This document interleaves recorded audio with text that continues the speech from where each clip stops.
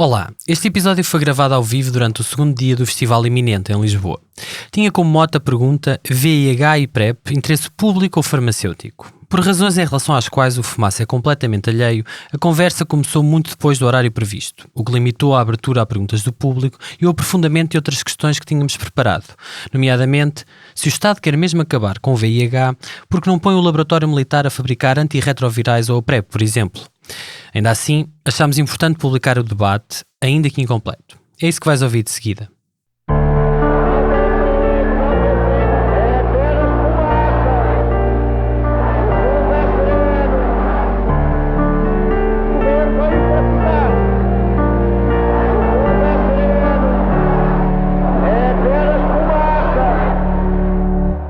Olá, seja toda a gente bem-vinda ao É Apenas Fumaça, um programa Fumaça onde se fala sobre a sociedade com quem quer falar sobre ela. Estamos pela primeira vez no Panorâmico de Monsanto, em Lisboa, na 4ª edição do Festival Iminente. E é com muito gosto que aqui estamos. Muito obrigado pelo convite, Iminente. Eu sou o Pedro Miguel Santos. Hoje falamos sobre VIH e PrEP. Convidámos Maria José Campos. É médica na equipa fixa do Serviço de Urgência do Centro Hospitalar de Lisboa Ocidental.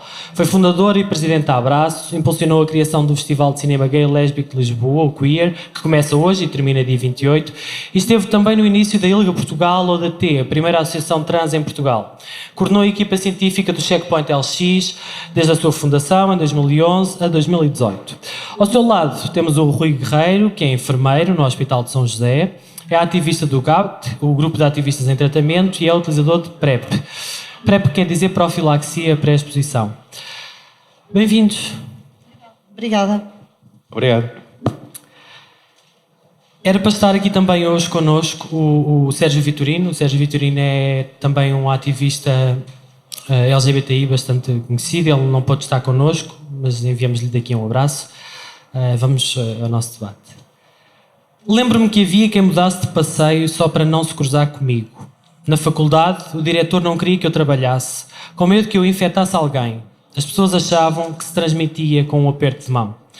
Isto é um excerto da biografia Uma Luta, Uma Vida, nem precisava tanto, de Maria Odete Santos Ferreira, que foi coordenadora da Comissão Nacional de Luta contra a SIDA entre 92 e 2000, professora catedrática na Faculdade de Farmácia e que ajudou a isolar e identificar em 1986 a estirpe do VIH2 em conjunto com uma equipa do Instituto Pasteur em Paris, em França.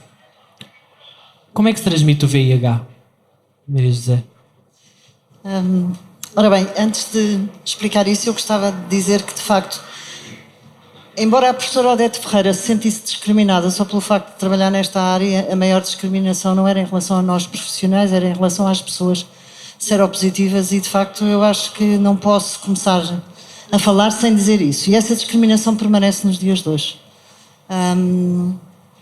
Ela dizia que as pessoas passavam para outro passeio, mas as pessoas seropositivas eram impedidas e às vezes ainda são impedidas de trabalhar, impedidas de estudar, impedidas de fazer um seguro para comprar uma casa, etc. Portanto, a maior discriminação não foi sobre os profissionais, foi sobre as próprias pessoas infectadas e continua a ser. Como é que se transmite, e isto era um preâmbulo apenas, como é que se transmite o VIH? Bom, o VIH transmite-se de 3 maneiras. Através do sangue, e nos dias que correm a principal via de transmissão que envolve sangue continua a ser a partilha de material de injeção no uso de drogas. Há muitos anos atrás, ou seja, no início da epidemia, muitas pessoas foram contaminadas porque foram tratadas com produtos derivados do sangue, os hemofílicos, ou porque foram transfusionadas. Felizmente, nos tempos que correm, isso já não acontece. A principal forma de transmissão nos dias de hoje é, obviamente, a transmissão sexual. Portanto, essas são as 2 principais formas de transmissão. A terceira é a transmissão chamada vertical ou materno-fetal, ou seja, de uma mulher seropositiva que não esteja em seguimento, que não esteja a ser tratada, que não faça medicação, pode transmitir à criança. Não transmite sempre, mas existe essa possibilidade, e essa possibilidade é cerca de 20% se não estiver a fazer medicação. Rui, e como é que não se transmite o VIH? É uma boa questão. O VIH não se transmite, excetuando todas estas situações que a Maria José acabou de referir. E, portanto, se considerarmos que ainda é uma infecção que acarreta um estigma muito, muito pesado, podemos facilmente fazer o exercício de que, na nossa vida conjugal, de amizade, profissional, não fará sentido medos infundados relativamente à transmissão desta infecção. Portanto, nenhum daqueles mitos como espirros, beijos, apertos de abraços, mão, estarmos aqui sentados ao lado uns dos outros. Partilha de casa de banho também. Portanto, não se transmite o VIH assim, está claro para toda a gente. Eu queria ler-vos um pequeno excerto de uma pessoa que não se identificou, participou num programa da SIC chamado E Se Fosse Consigo, que foi transmitido a 14 de maio deste ano. Porquê é que é preciso esconder? Porque ainda há muito receio, não é? Não deveria ser assim, mas nós sentimos esse peso e por sentirmos esse peso não o contamos. Portanto, eu acho que no fim do dia nós próprios nos discriminamos a nós próprios por o peso que a sociedade nos vai colocando e nós abraçamos esse peso. E há dias em que é mais difícil do que outros? Claro que sim. Nós, quando temos uma questão de saúde, nós não nos lembramos dela todos os dias. Eu não acordo a pensar que sou seropositiva e não me vou deitar a pensar que sou seropositiva. A minha vida é trabalhar, casa, saídas, amigos, a normalidade. Claro que há dias, às vezes quando passa na televisão, quando há algumas ações de sensibilidade, nós olhamos e pensamos, eu faço parte daquilo, eu faço parte daquele grupo. Aí pode sim, eu falo pessoalmente, mas aí pode sim levar-nos um pouco mais abaixo e fazer a questão do porquê eu, não é? Mas no dia-a-dia não. Como é que hoje vive uma pessoa que tem VIH? As pessoas que vocês conhecem, os utentes que tratam, que relatos é que têm? São parecidos com este? Eu tenho alguma dificuldade em falar em nome dos outros. Eu não sou seropositiva e acho sempre um bocadinho difícil e até arrogante falar não era essa a intenção. Sim, mas eu gosto de dizer isto. Falar pelos outros, ou seja, e tenho pena que de facto não exista a possibilidade ainda nos dias de hoje, e voltamos outra vez à discriminação, não é? De ter aqui facilmente uma pessoa seropositiva. E não temos aqui uma pessoa seropositiva exatamente pelas mesmas razões com que começamos este debate. Muita coisa mudou no percurso desta infecção, mas a discriminação continua exatamente igual e não avançamos praticamente nada. E é por isso que o programa E Se Fosse Consigo encontrou pessoas que falaram, mas que falaram sem mostrar a cara. Vamos lá ver uma coisa. As pessoas seropositivas, e aquilo que eu posso dizer dos meus doentes, que não são doentes, são pessoas saudáveis e que neste momento, felizmente, pelo avanço dos tratamentos, vivem uma vida, enfim, como disse essa mulher, nem se lembram que estão infectadas. São pessoas que estão bem, porque têm medicamentos, porque os medicamentos atuam, são eficazes, etc. Mas têm que os tomar todos os dias. É difícil esquecer uma infecção ou uma doença quando todos os dias têm que tomar medicamentos para elas. Portanto, quanto mais não seja um recordativo obrigatório da realidade, que é viver com o VIH. Mas vivem com uma infecção que ainda é discriminada pela sociedade. Ou seja, a grande maioria das pessoas que eu trato não diz a todas as pessoas que conhece que é seropositiva. E falo exatamente porque não pretende ser discriminada ou ser olhada de uma forma diferente ou nomeadamente ter dificuldades no local de trabalho ou na escola, ou seja lá onde for. Portanto, fisicamente, o que nós temos agora é de facto uma doença controlada pela medicação, sem dúvida absolutamente nenhuma, Quando eu comecei a trabalhar como jovem médica, era uma situação dramática. Foi quando, Maria José? Foi em 1984. Portanto, um ano depois do primeiro caso de VIH ter sido detectado em Portugal. Exatamente. Portanto, e aí a nossa realidade diária era confrontar-nos com pessoas que nós sabíamos que iam morrer dali a pouco tempo. Esse era o nosso dia-a-dia. Atualmente não. Atualmente eu sigo doentes neste momento que já conheço há 25 anos. Os poucos que conseguiram ultrapassar e sobreviver à fase inicial. Isso por um lado. Por outro lado, a discriminação continua sem dúvida absolutamente nenhuma a ser uma questão importante na vida das pessoas. E a discriminação mata.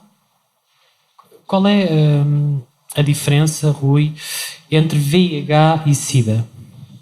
Bom, VIH é o vírus, portanto, e quem vive com VIH, portanto, tem infecção, terá o vírus consigo, que, mediante a utilização de medicação antirretroviral, portanto, a medicação que é utilizada, entre outras finalidades, para controlar a infecção, portanto, é portador do vírus e consegue controlar a infecção desta forma. Portanto, não há uma progressão da infecção e o risco de transmitir a outra pessoa é praticamente zero por via sexual, desde que, obviamente, a quantidade de vírus que tem em circulação seja indetetável, ou seja em tão pouca quantidade, quase não se consegue perceber, digamos assim, no sangue e nos outros fluidos inerentes a uma transmissão, nomeadamente por via sexual.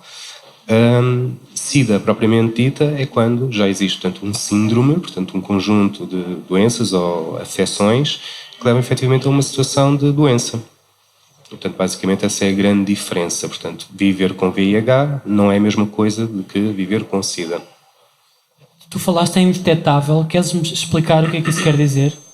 Portanto, no decurso da infecção, portanto, ela caracteriza-se por existir uma quantidade de vírus em circulação, que será denominado, assim, genericamente por carga viral, e, portanto, ela normalmente relaciona-se no nosso organismo em que, quanto mais quantidade de vírus existir em circulação, menor será a quantidade de células de defesa.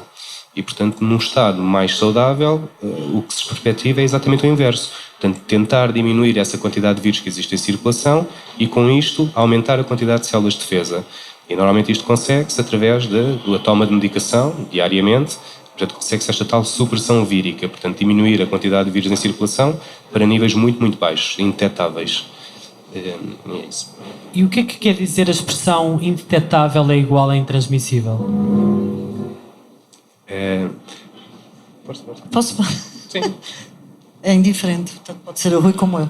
Indetetável igual a intransmissível, é exatamente isso. Ou seja, quando a quantidade de vírus é tão pequena, que a análise que nós fazemos não detecta, isso quer dizer que não há possibilidade de transmissão por via sexual do vírus. Ou seja, isto quer dizer que as pessoas seropositivas podem ter relações sexuais e não estão a colocar ninguém em risco. E isto é altamente transformador, não é? Relações sexuais sem uso de preservativo.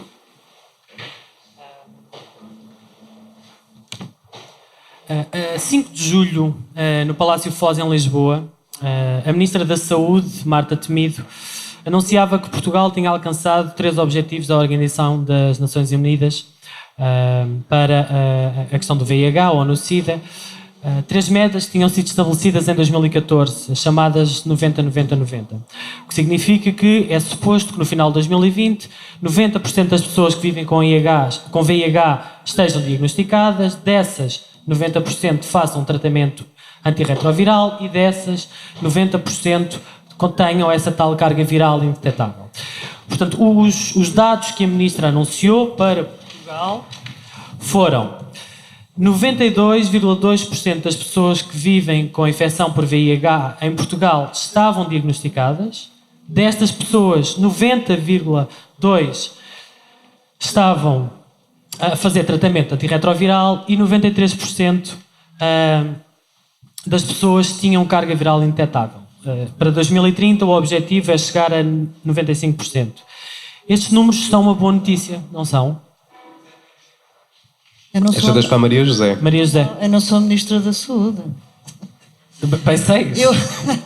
Mas o que ela disse é conhecido. Certo. Eu tenho alguma dificuldade em acreditar nesses números.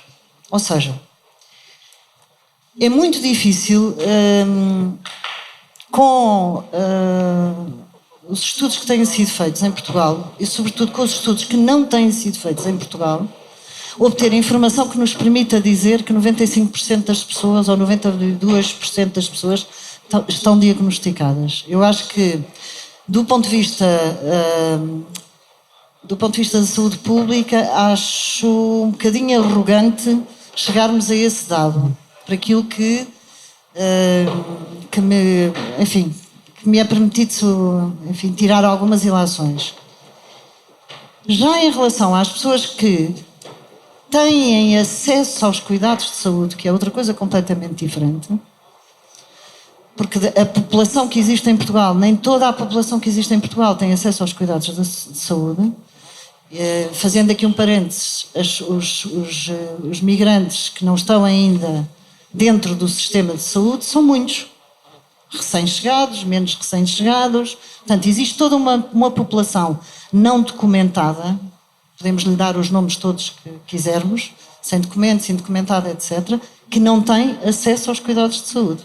Não se consegue inscrever no centro de saúde, não tem número de cartão de utente e, como tal, não está dentro destas estatísticas, certo? Portanto, retirando essas pessoas, que nós não sabemos muito bem quantas são, é esta a realidade, só podemos ter os dados daqueles que estão dentro do Sistema Nacional de Saúde. Portanto, aqueles Os últimos dados são de 2017, não é? Certo, do Serviço Nacional de Saúde, não é do Sistema, do Serviço Nacional de Saúde. E mesmo assim, os dados que, tanto quanto eu sei, do sistema informático em vigor, não inclui todos os hospitais do país. Portanto, se não inclui todos os hospitais do país, eu não sei se 92% das pessoas estão, de facto,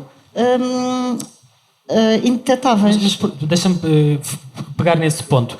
O sistema informático, o VIH é uma infecção de reporte obrigatório. Isso quer dizer que, quando um profissional de saúde detecta, tem um sistema informático onde tem que dizer: está aqui, esta pessoa tem VIH, ou este determinado paciente. Há um sistema que foi criado para isso, chama-se Civida, e aparentemente havia problemas no funcionamento desse sistema. Isso fez com que, em 2017, um despacho, o secretário de Estado, o ex-secretário de Estado Adjunto da Saúde, Fernando Araújo, tivesse feito um despacho que obrigava a que todos os hospitais do país fossem ligados até 31 de dezembro de 2017 a esse sistema. Ou seja, o Civida tinha que ser implementado. O que tu me estás a dizer é que isto não foi cumprido. Que eu saiba, nem todos os hospitais ainda têm esse sistema em funcionamento. Há hospitais que ainda não têm. Por outro lado, o facto de ser declaração obrigatória, como deves calcular, também não quer dizer que eu, assim que tenho pela primeira vez uma pessoa na consulta, vá a correr fazer a notificação, não é? Portanto, há sempre um atraso na notificação. Mas independentemente disso, independentemente dessa questão, que, enfim, se espera que possa ser resolvida facilmente com sistemas informáticos, nem sempre isso acontece. Aquilo que me preocupa mais não é aqueles que estão dentro do sistema. Aquilo que me preocupa é aqueles que não estão dentro do sistema e que não têm acesso ao sistema. Portanto, enquanto fui responsável científica pelo Checkpoint LX, um dos grandes problemas com que nós nos debatíamos era exatamente o que fazer com as pessoas que nós diagnosticávamos, portanto, que recorriam ao Checkpoint para fazer um teste rápido e cujo resultado era reativo e que necessitavam de ser referenciadas para os hospitais. E o grande problema era referenciar as pessoas para os hospitais, mesmo aqueles que estavam dentro do Serviço Nacional de Saúde e tinham cartão de utente, e era praticamente impossível quando se tratava de estrangeiros não documentados. Ora, se isto acontece, quer dizer que existe um risco grande destas pessoas se perderem no sistema, se perderem nas burocracias dos papéis, dos centros de saúde, do fecha a porta, do abre a porta, do papel, do qual papel, e agora é preciso a referenciação para o hospital, etc. As pessoas que se perdem no sistema são aquelas que não vão entrar dentro do sistema, não vão ser avaliados pelo médico, não vão fazer tratamento, não vão ter carga viral indetetável e, como tal, podem continuar a transmitir. Portanto, se eu bem percebi, desconfiança relativamente a estes dados tem mais que ver com o facto de eles serem estatísticas que não traduzam de forma exata a realidade. E não é só tu que tens essas... Se calhar desconfiança é uma palavra muito forte, mas... essas reservas.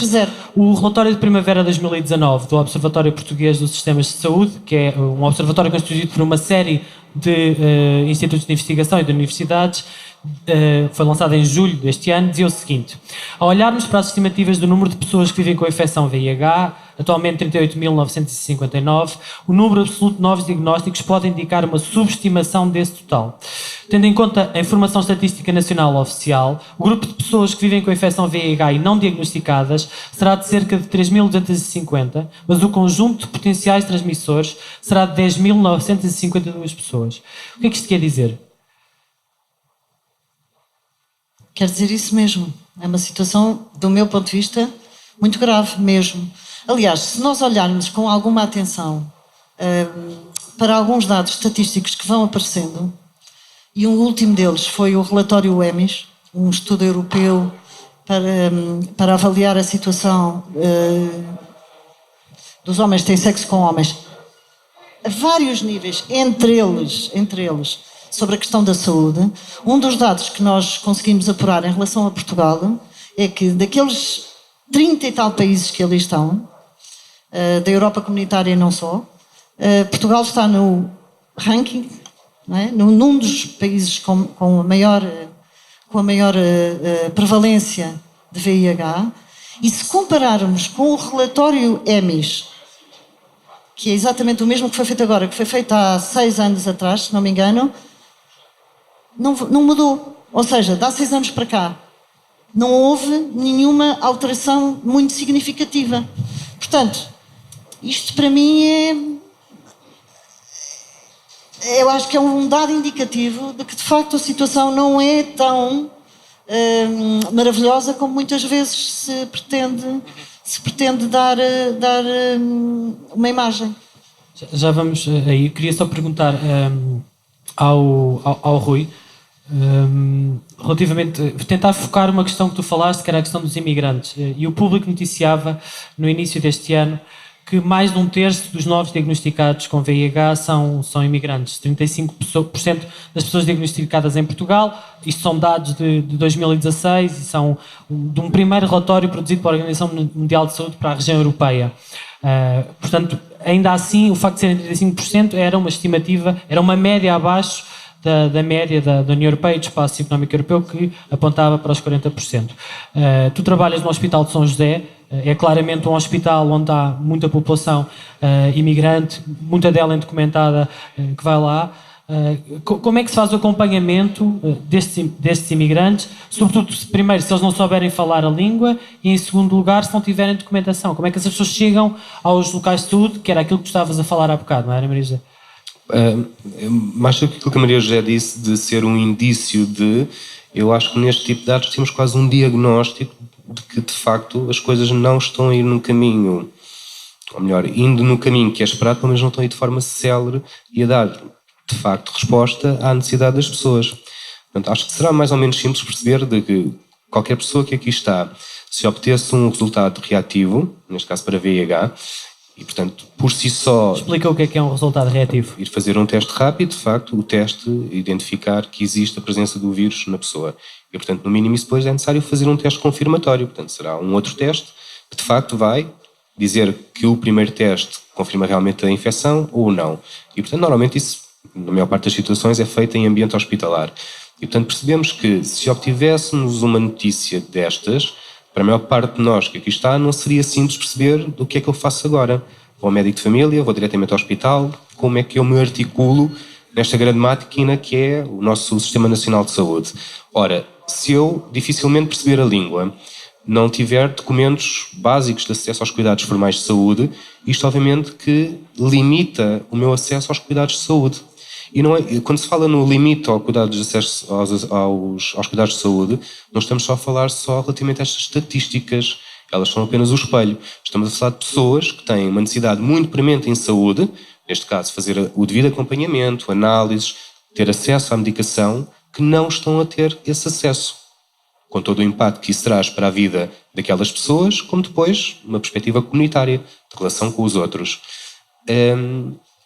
Relativamente à questão que colocar especificamente, o Hospital de São José, portanto, pela localização onde está, portanto, no centro de Lisboa, tem de facto muita população migrante, muitas pessoas que não têm acesso facilitado aos cuidados de saúde, sendo um hospital central, terciário, o acesso normalmente faz-se através da urgência e, portanto, especificamente em situações que se relacionem com VIH, ou as pessoas vão porque estão muito assustadas, porque eventualmente desconfiam que poderão ter alguma prática e eventualmente estarem infectadas por VIH e recorrem ao serviço de urgência.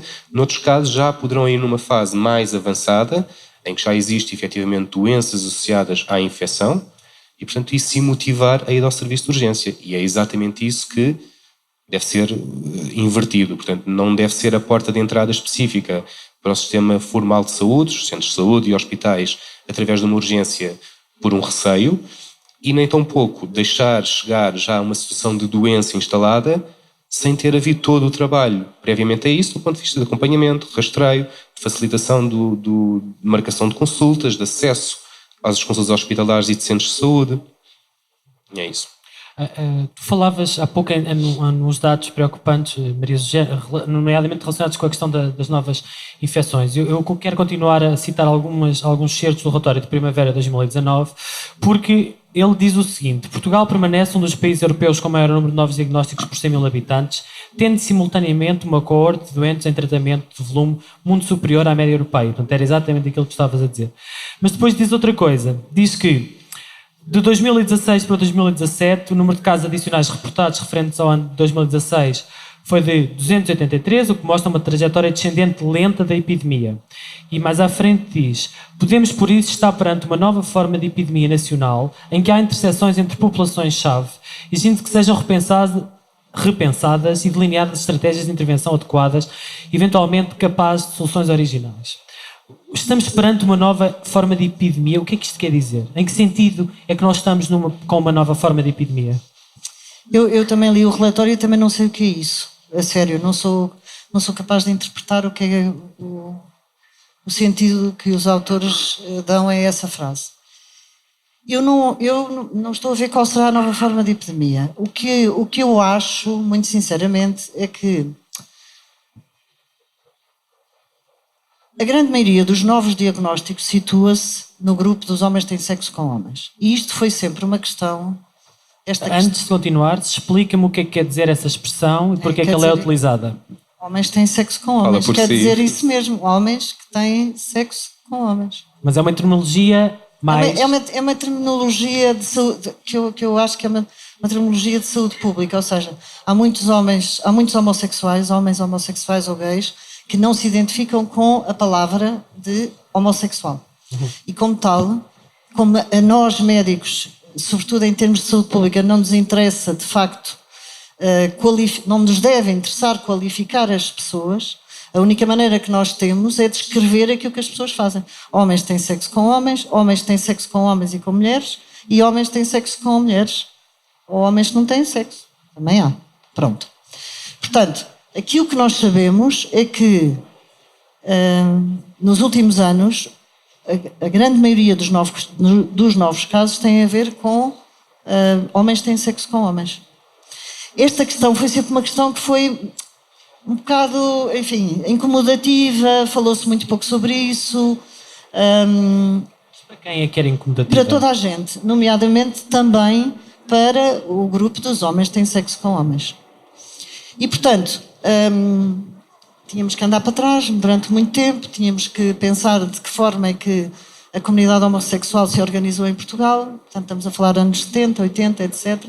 E de que forma é que depois a infecção pelo VIH atingiu a comunidade homossexual, o que é que aconteceu primeiro, o que é que aconteceu depois, e se de facto formos ver a história, chegamos à conclusão que Portugal teve um percurso um bocadinho diferente dos restantes países ocidentais. Ou seja, a comunidade homossexual só se organiza depois, de uma forma muito clara.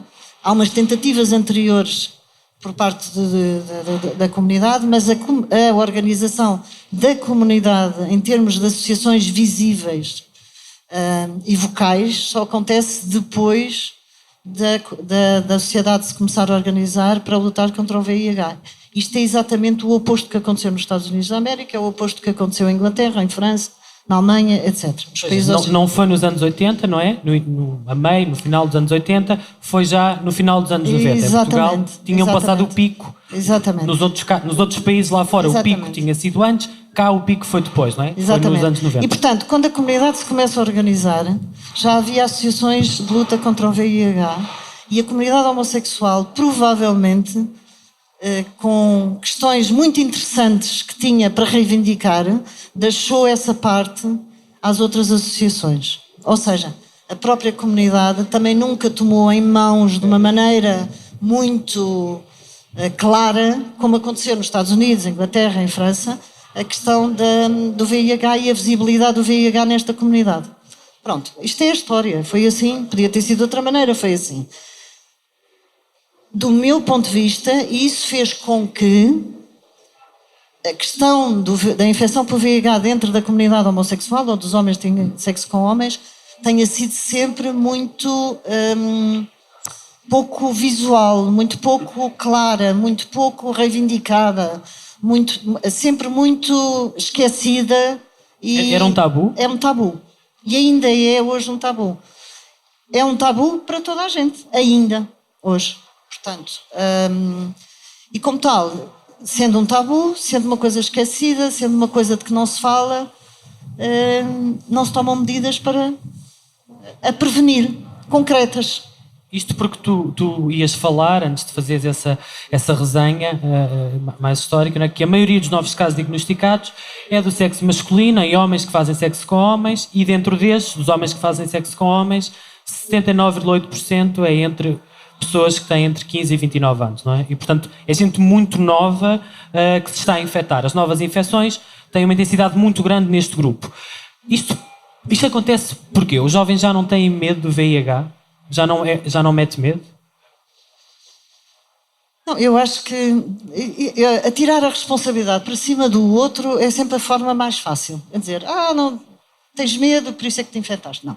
Nós, que somos mais velhos e que somos pessoas que já viveram uma série de coisas, e quando eu digo nós, estou a falar a minha geração, tanto do ponto de vista profissional como do ponto de vista político, é que deve pensar por que carga d'água é que isto está a acontecer. Ou seja, o que é que eu não fiz para isto acontecer? De que forma é que eu sou responsável por isto ter acontecido?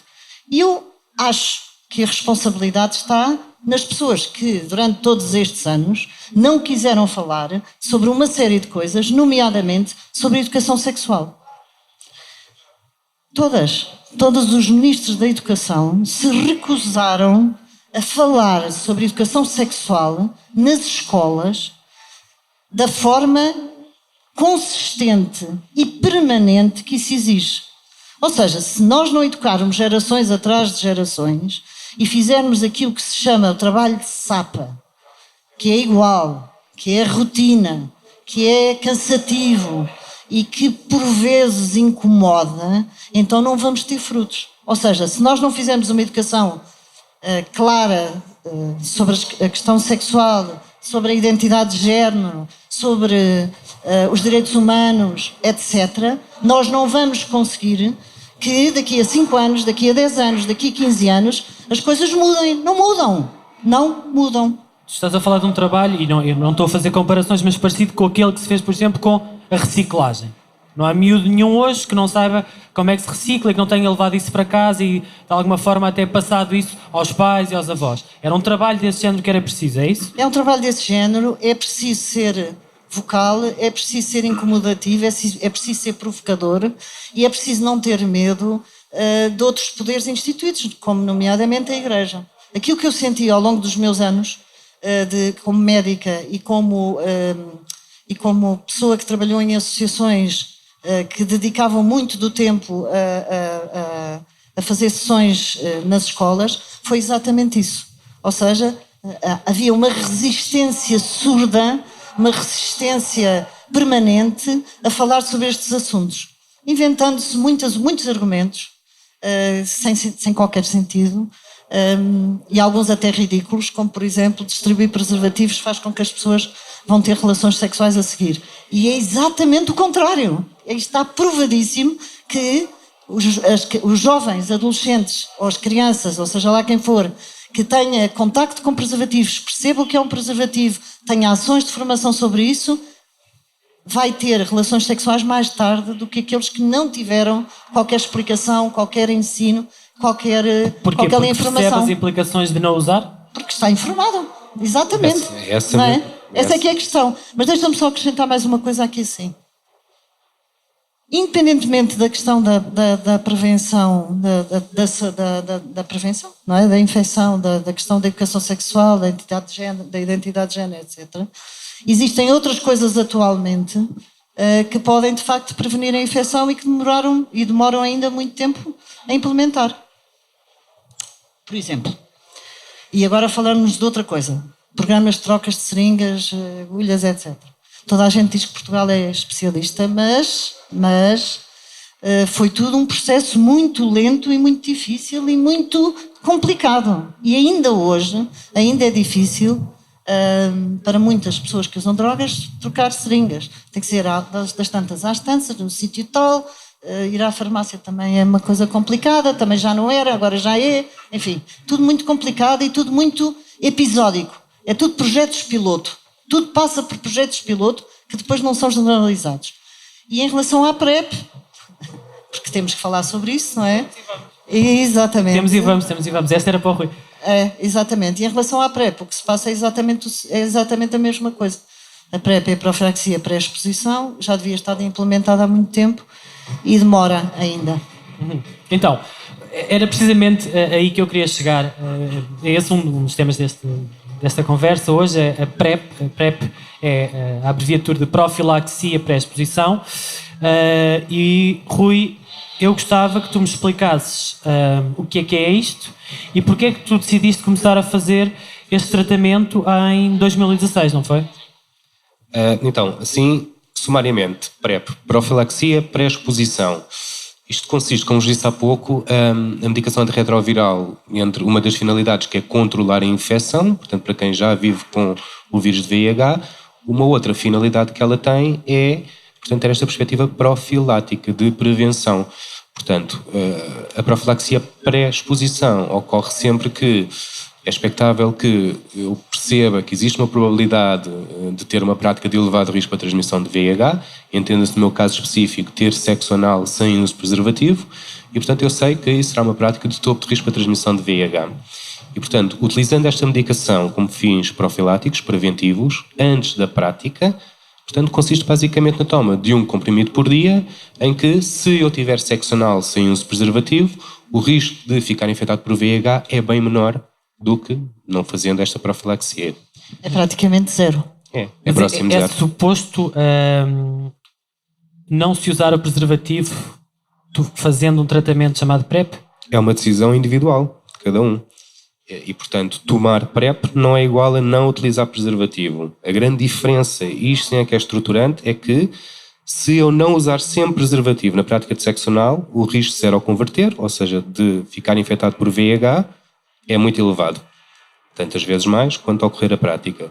Se eu tiver sexo anal sem uso de preservativo, fazendo PrEP de forma adequada, o risco de ficar infectado é muito, muito baixo. Portanto, é próximo de zero.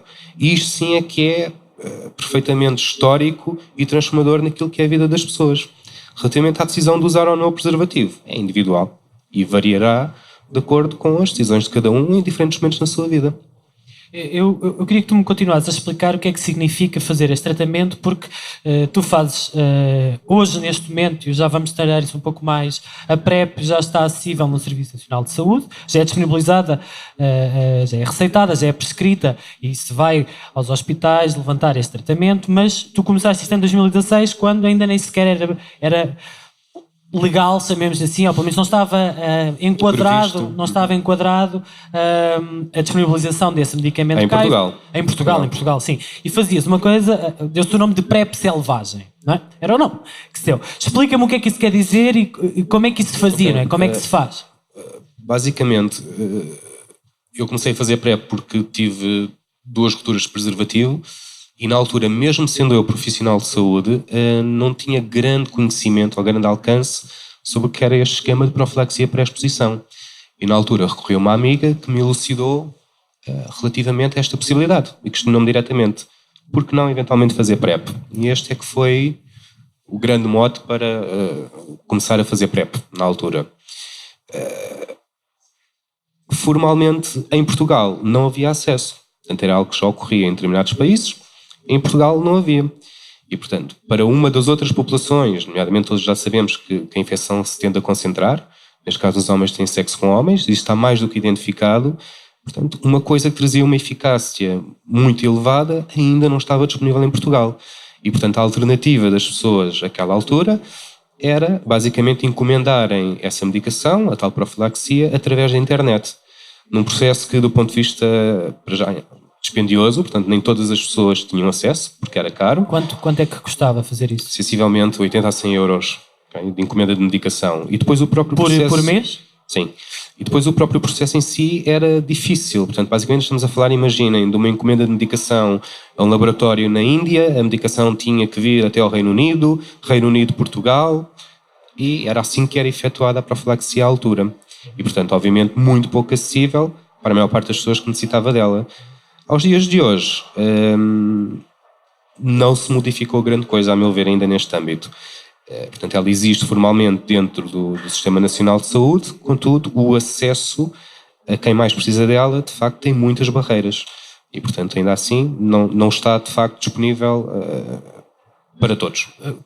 Podes-me falar sobre essas barreiras mais daqui a pouco. Entretanto, eu queria só perguntar à Maria José quem é que deve tomar PrEP e onde é que ela se pode pedir como médica. E só para me explicares, ou para dizeres o que é que constitui a PrEP. Não é um medicamento novo, não é nada do outro mundo, não é?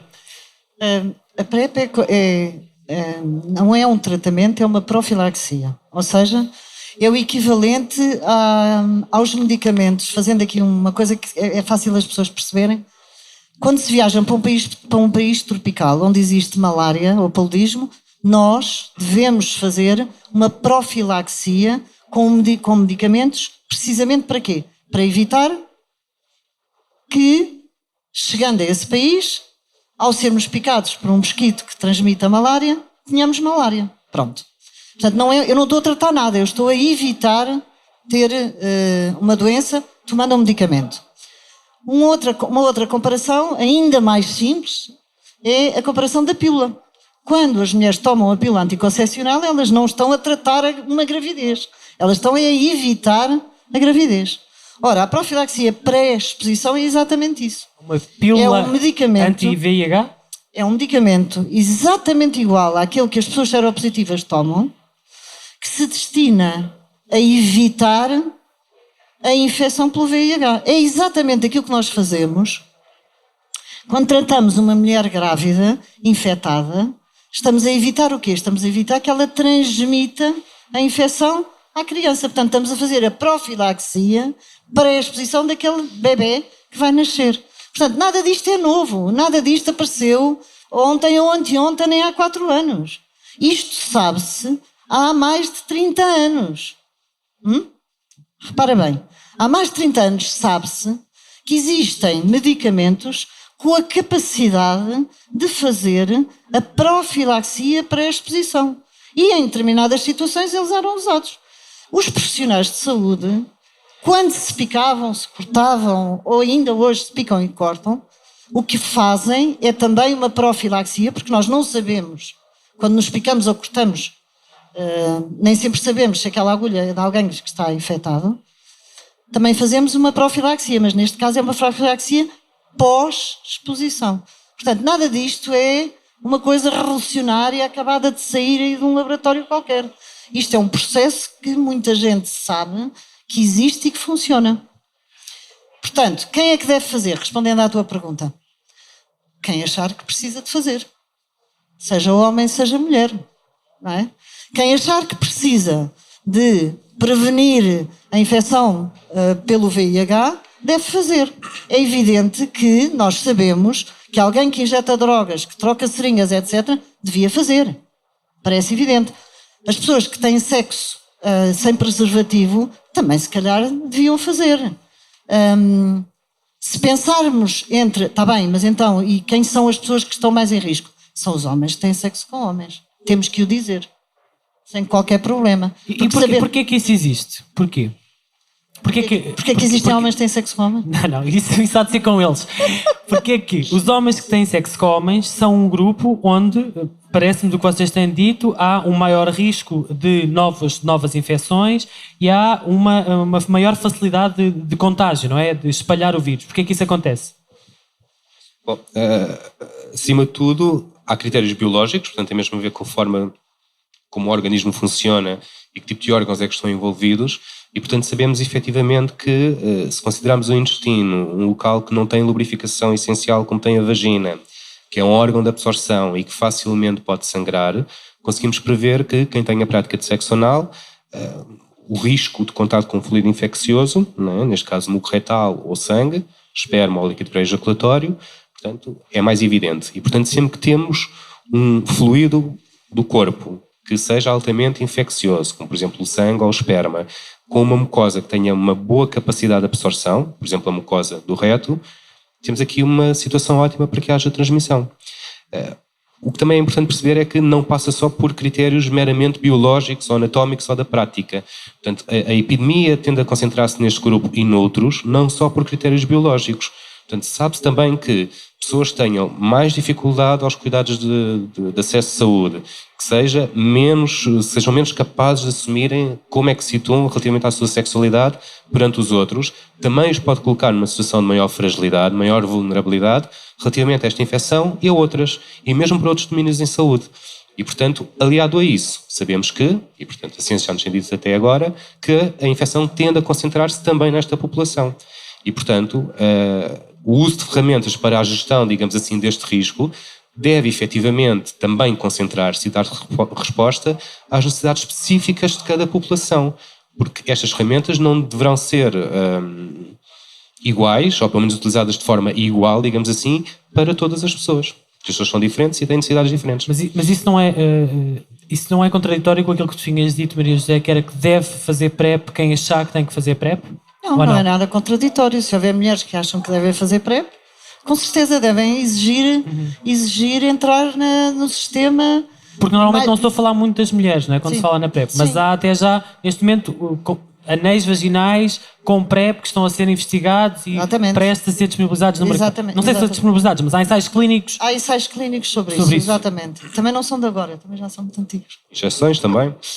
Portanto, mas não existe aqui nenhuma contradição. Agora, aquilo que o Rui disse, obviamente, que nós temos que perceber o que é mais, onde é que está a maior probabilidade das pessoas se infectarem. E, de facto, existe uma maior probabilidade de um homem que tem sexo com homem contactar com outro homem que tem sexo com homem que está infectado. Do que, por exemplo, em relação às mulheres que têm sexo com homens ou os homens que têm sexo com mulheres. É uma questão de probabilidade, atenção. No entanto, como médica, aquilo que eu posso dizer é que a probabilidade é um cálculo, mas na vida das pessoas as probabilidades são outra conversa. A grande maioria das mulheres que eu sigo na minha consulta infectou-se com o único homem que conheceram na vida. Portanto, aqui a probabilidade foi 100%. Portanto, quando se fala de utilização de PrEP, a utilização da PrEP é uma utilização que deve ser feita por todas as pessoas que acham que existe a possibilidade de se infectarem com VIH. Mas isso hoje já é possível em Portugal no Serviço Nacional de Saúde, porque o que aconteceu foi, em fevereiro de 2018 foi aprovado uma coisa chamada PAP, Programa de Acesso Precoce à PrEP, e era limitado a 100 doentes. Quem pagava este medicamento era a farmacêutica que tinha as mãos cheias de sangue. A Gilead, chama-se Gilead, e é a farmacêutica que tem a patente, que agora, entretanto, já há outras farmacêuticas que fazem esta versão, o genérico, mas supostamente oferecia 100, esse número foi sendo alargado, e em fevereiro deste ano o Infarmed autorizou e alargou o PrEP a todas as pessoas elegíveis, ou seja, todas as pessoas que vão ao médico e o médico diga que podem ir a uma consulta de PrEP, não é? Agora, isto não é uma boa medida, isto não é uma coisa que põe Portugal na frente, ou na linha da frente deste combate à infecção? Se isso fosse assim, tu pintaste aí um panorama muito cor-de-rosa. Feito assim. Não é? Mas não é. Eu li as coisas oficiais. Eu sei. Sim, mas enfim, pois. Mas não é assim, ou seja, começou por ser esse tal dito programa, mais uma vez um programa piloto, não é? Pronto. Começou por ser esse programa, entre aspas, de boa vontade da indústria farmacêutica, que não deixa de não ser curioso, porque a obrigação deles, que eles têm para com a população e para com este país, havia de ser um bocadinho diferente, do meu ponto de vista, porque venderam e vendem medicamentos a preços perfeitamente inacreditáveis e absurdos, e depois fizeram assim uma espécie de atitude de boa vontade, tomem lá 100 tratamentos, tipo repousado, à borla. Bom, tirando este parênteses, a realidade... Mas desculpa, mas já isso é estranho, não é? Porque é tudo estranhíssimo. Porque é que se faz depender um projeto piloto da boa vontade de uma farmacêutica e não é o Estado a fazer isso? Ora, exatamente, não é? Que eu saiba, a saúde pública não deve depender de boas vontades de privados, nem de boas vontades individuais, nem de nada, deve depender daquilo que se chama a ciência, não é? Pronto. Mas infelizmente muitas vezes isso acontece. Agora, a realidade de hoje em dia é que de facto muita gente gostaria de ter acesso a uma consulta de PrEP, mas essas consultas de PrEP estão limitadas, existem nos hospitais, os hospitais, que eu saiba, não têm vocação para fazer prevenção de doenças, os hospitais foram feitos para tratar pessoas, portanto, do meu ponto de vista, as consultas estão a ser realizadas num sítio que se calhar não é o ideal para as pessoas, num horário que também não é o ideal para as pessoas, com uma exigência de seguimento que também me parece exagerada, e portanto o que acontece é que são tudo barreiras atrás de barreiras, mais uma vez, de acesso às pessoas que na realidade precisam, partindo do princípio que até para aquelas que não têm, são indocumentadas, não têm número do cartão do utente, não têm médico de família, etc., a coisa ainda se torna completamente impossível. Portanto, efeito prático na epidemia da infecção pelo VIH vai ser difícil. Supostamente em novembro do ano passado havia 240 pessoas a realizar esta medicação, esta profilaxia.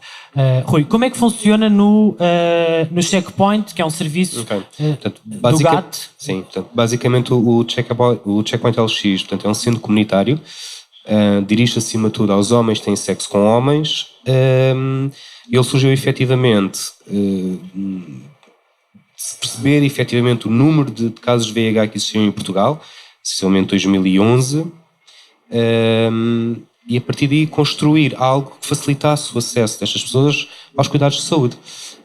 Implementou vários serviços, portanto na altura iniciou-se apenas com o rastreio rápido de VIH, depois por necessidade identificada começou a alargar os rastreios a outro tipo de infecções, a disponibilizar outro tipo de serviços, e atualmente no âmbito PrEP o que o Checkpoint faz é, portanto, se alguém se dirigir ao Checkpoint para realizar o teste e tiver um teste não reativo, entre outras ações de capacitação, fala-se também nesta tal profilaxia pré-exposição, e é oferecida à pessoa a possibilidade de, e reparem agora, ser feito um pedido de consulta hospitalar. Porquê? Porque a medicação antirretroviral só existe nos hospitais, neste caso, e públicos, e, portanto, fazer esse pedido de consulta que segue para uma unidade hospitalar, e a pessoa fica à espera da marcação de consulta e, eventualmente, depois irá à consulta e começará a fazer PrEP. E, portanto, se percebemos e já sabemos que a epidemia se tende a concentrar nesta população, num grupo etário específico, este tempo que nos parece... até pode ser aligerado, 2-3 meses, pode ser o tempo suficiente para alguém que já tem prática cumulativa de risco, efetivamente passar a viver com VIH. Okay?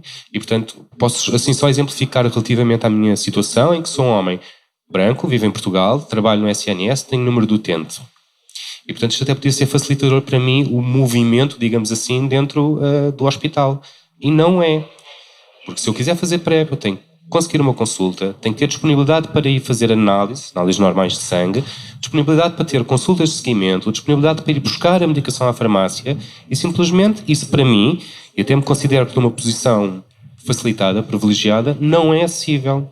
Portanto, se compararmos isto para alguém que simplesmente não tem número do utente, facilmente conseguimos perceber que é praticamente inacessível. Mas, Rui, isso não acontece também com outras pessoas que esperam não sei quantos meses por marcação de consultas ou que têm que ir às farmácias hospitalares buscar medicação, sei lá, para tratar a esclerose múltipla, a doença de Crohn? Qual é a diferença? Temos que perceber aqui é que, obviamente que, acredito que não seja exclusivamente a questão da PrEP, certo?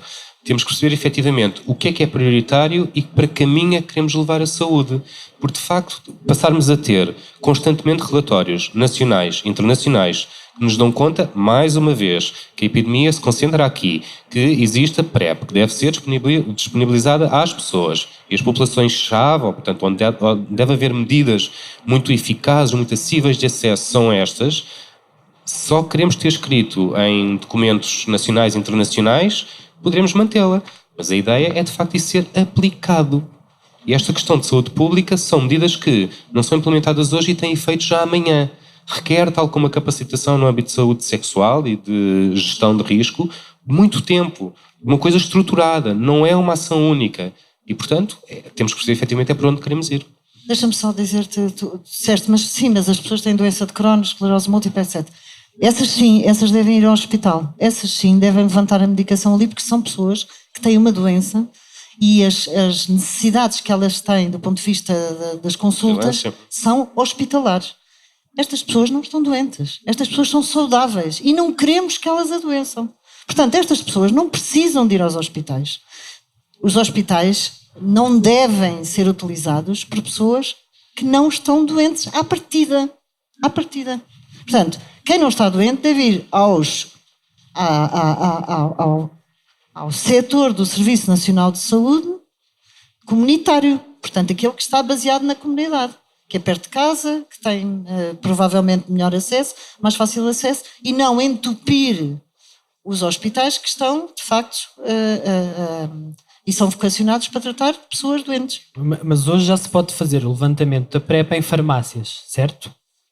Ou não? Acho que não. Não, ainda não. Ainda não se pode fazer, mas há essa ideia, ou não? Isso seria útil? Eu acho que sim, mas não sei, depende. Não, quer dizer...